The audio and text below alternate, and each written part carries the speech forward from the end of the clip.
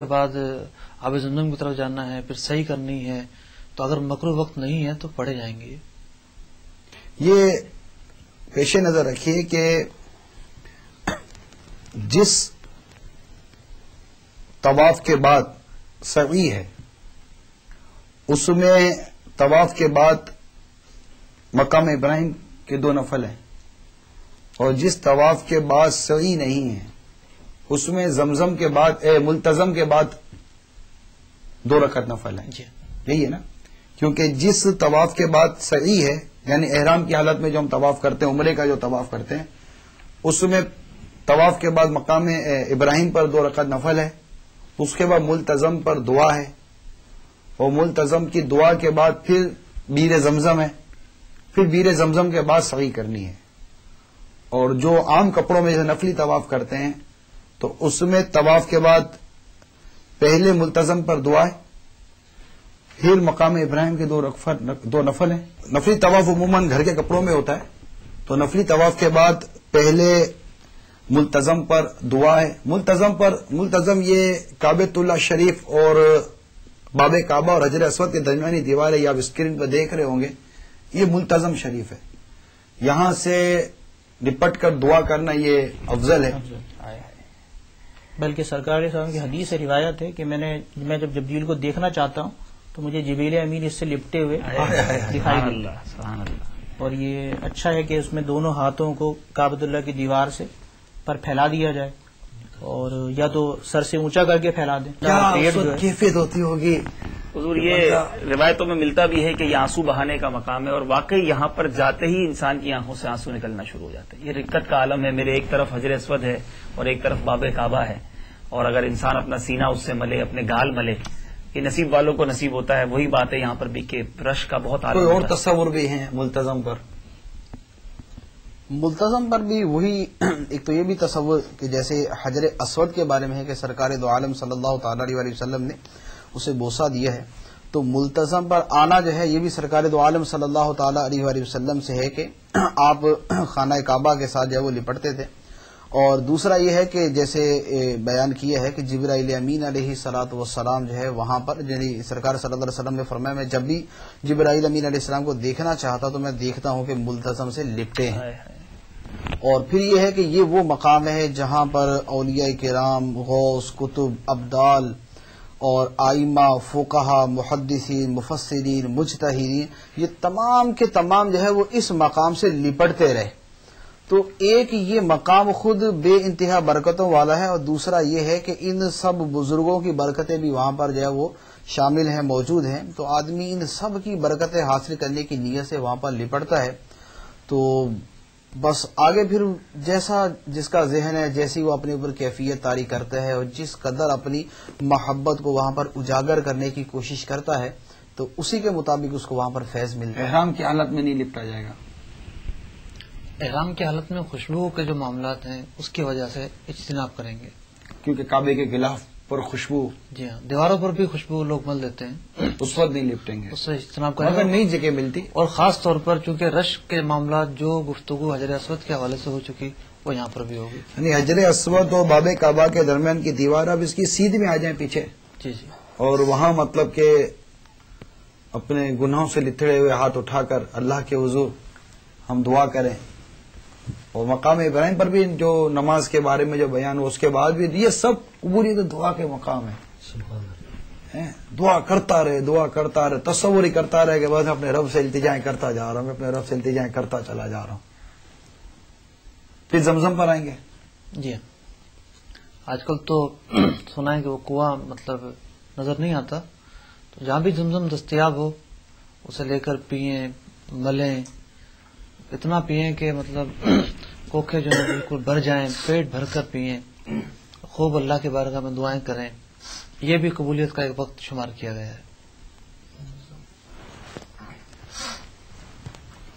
یہ زمزم اسے لیے گے جس لیے اس کو پیے کوئی.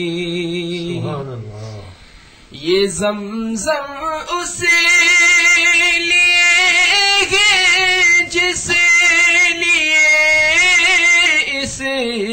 को पिए कोई, इसी ज़मज़म में जन्नत है, इसी ज़मज़म में कौसर है, इसी ज़मज़म में जन्नत है, इसी ज़मज़म में कौसर है। آپ پچھلے دنوں وہاں سے آئے ہیں تو جو یہ ہمارے اسلام میں فرما رہے ہیں کہ اب وہ جگہ بند کر دی گئی ہے، تو اس وقت جانے والے اسلامی بھائی اور اسلامی بہنیں جو حاجی اور حجنے ہیں یہ زمزم سے کیسے مستفید ہوں گے؟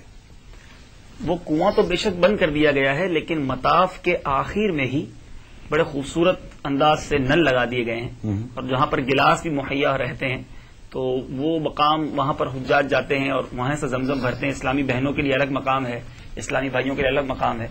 اور یہاں پر حضور ایک اور احتیاط عرض کرنا مناسب سمجھتا ہوں کہ پانی گرایا بہت جاتا ہے۔ اب وہ سر پہ ڈال رہے ہیں تو پورا گلاس ڈالا تو سر پہ تھوڑا سا گیا، باقی وہ زمین پہ تشریف لے آیا، سینے پہ ڈالا، کپڑوں پہ ڈالا، باقاعدہ وضو کرتے دیکھا گیا حاجیوں کو اور حجنوں کو۔ تو یہ احتیاط کی جائے کہ یہ تو وہ جگہ ہے اور وہ بوند بوند ہے جس کے لیے پوری دنیا میں مسلمان ترستے ہیں، اور اس سے پیر بھی دھوئے جا رہے ہیں، اس سے ہاتھ بھی دھوئے جا رہے ہیں۔ تو شروع میں بھی آپ نے فرمایا کہ تھوڑا تھوڑا پانی اس طرح استعمال کرے کہ زمین پر نہ گرے۔ اور احرام بھگونے کے حوالے سے بھی حجاج کو دیکھا گیا کہ وہ پورا کا پورا احرام زمزم میں کفن کے لیے بھگوتے ہیں اور پھر اس کو نچوڑتے ہیں اور پھر لے کر آتے ہیں تبرک بنا کے۔ تو امیر اہل سنت نے بھی اس میں رہنمائی فرمائی ہے کہ زمزم کو اس پر چھڑک دیا جائے، نہ کہ اس کو پورا بھگو کے اس کو نچوڑا جائے، چھینٹے مار دیے جائیں، جی، تو برکت مل سکتی ہے۔ تو یہ وہاں پر موجود ہے نل اور اس سے استفادہ حاصل کیا جا سکتا ہے۔ اس کے بعد صحیح کریں گے، ہاں اس کے بعد صحیح کریں گے۔ مقام صحیح جو ہے اس کو مسعا کہیں گے۔ جی، جو یعنی صحیح کرنے کی جگہ ہے تو وہ عربی یعنی صرف کے اعتبار سے مسعا اسے کہا جاتا ہے۔ مسجد الحرام سے باہر ہے، ہاں، یہ صفا مروہ جو ہے یہ مسجد حرام شریف سے باہر ہے، اور اسی وجہ سے جب صحیح کرنے کے لیے آئیں گے تو مسجد حرام شریف سے بایاں قدم جو ہے وہ پہلے باہر رکھیں گے، اور جو مسجد سے نکلنے کی دعا ہے اللہم انی اسألک من فضلک و رحمتک، یہ دعا بھی وہاں پر پڑھیں گے۔ پہچان نہیں ہے وہاں کہ مسجد سے باہر آپ آ رہے ہیں۔ اصل میں وہاں پر ویسے تو وہ ممتاز ہے کہ جب جو ہے وہ صفا مروہ میں داخل ہوتے ہیں تو اب اس کی وہ ویسے تو باؤنڈری بنی ہوئی ہے، اور جو گزرنے کا راستہ ہے تو اسی کو جو ہے وہ مسجد کا اختتام جو ہے وہ سمجھا جائے، اور وہاں سے جب آگے صفا پر داخل ہوں تھوڑی سی فرش کی نوعیت تبدیل ہو جاتی ہے، فرش کی نوعیت تبدیل ہے۔ یہ نشانی ہے ہمارے حاجیوں اور حجنوں کے لیے کہ تھوڑی سی فرش کی نوعیت تبدیل نوعیت بھی ہوگی۔ تبدیل ہوگی، اور وہیں سے لوگ صفا مروہ پہ دوڑ بھی رہے ہوں گے، چل بھی رہے ہوں گے، تو محسوس ہو جاتا ہے کہ یہاں صفا مروہ کی باؤنڈری اور مسجد حرام شریف ختم ہو چکا ہے۔ میٹھے میٹھے اسلامی بھائیوں اور اسلامی بہنوں، ہمیں اپنی پیاری پیاری تحریک دعوت اسلامی نے ایک بہت ہی پیارا مدنی مقصد عطا کیا ہے۔ آئیے اس مدنی مقصد کو دہراتے ہیں۔ مجھے اپنی اور ساری دنیا کے لوگوں کی اصلاح کی کوشش کرنی ہے انشاءاللہ عز و جل۔ پیارے حاجیوں اور حجنوں، دنیا کے کسی کونے میں بھی آپ ہوں، ایام حج کے دوران جس مقام پر بھی ہوں، اس مدنی مقصد پر عمل کیا جا سکتا ہے کہ مجھے اپنی اور ساری دنیا کے لوگوں کی اصلاح کی کوشش کرنی ہے۔ صلو علی الحبیب صلی اللہ تعالی علی محمد۔